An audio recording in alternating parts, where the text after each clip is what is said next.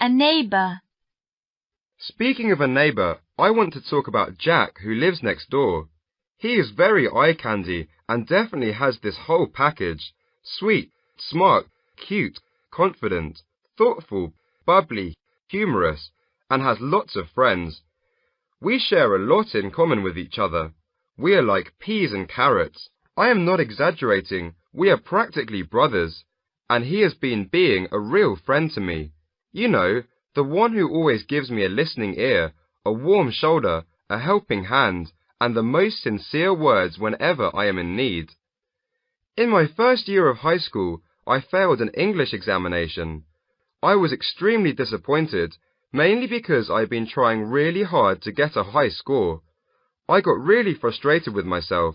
You know, it was like something you had wanted so bad, and suddenly it disappeared like a bubble burst. At night, Jack came to my place to see me. He said to me, "Don't let it get you down. You know, you might not be good enough now, but you will be someday. Reaching for a star is hard. It is way too far to reach. But never give up reaching, because you never know that star could just someday fall." Seriously, I learned a lot from this pep talk. To me, he is more like a good friend. A friend who can always give me the most sincere words whenever I am in need. I am so glad to have such a wonderful neighbor like Jack. Now I see better why people say that a near neighbor is better than a distant cousin. Okay, in this one, I'd say the biggest problem is probably pronunciation. The guy speaks too fast, or I should say reads too fast. When people talk, they sometimes pause. They don't always speak at the same speed. You need to vary your speed a little bit. You need to pause in the appropriate places. It's called chunking, and that's one of the features that the examiners look for when they give you a pronunciation score. Then also, well, we have the same introduction again, speaking of a neighbor.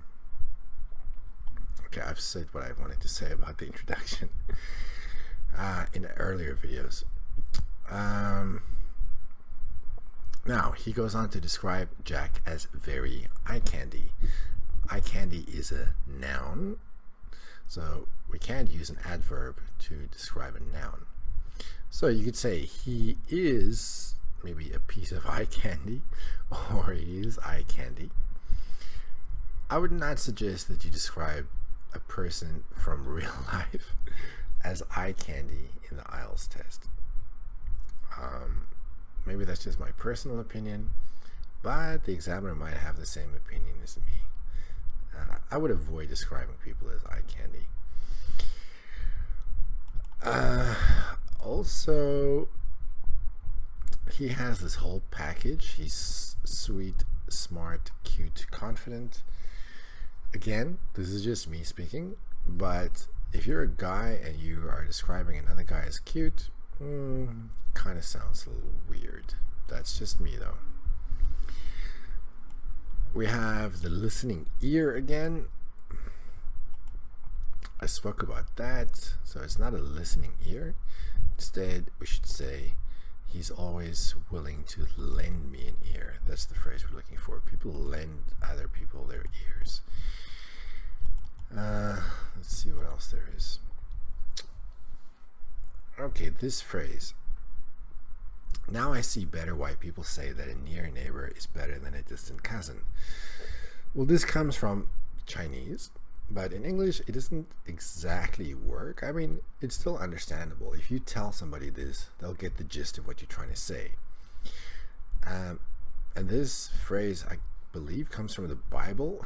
And in the English Bible, anyway, it says, "Better is a neighbor who's near than a brother who's far away." So this is the actual origin of this, let's call it a proverb from the Bible. And then if we look at some grammar, he says, "I'm not exaggerating. We're practically brothers, and he has been being a real friend to me." He has been a real friend. You know, the one who always gives me a listening ear. Okay, I mentioned that already. And then, not a bad thing, a good thing actually. Again, here we have an instance where they use the past perfect tense and they use it correctly. It was like something you had wanted. And as I mentioned in the previous video, it's difficult enough for candidates to use the past tense correctly in part 2 when they talk about past events.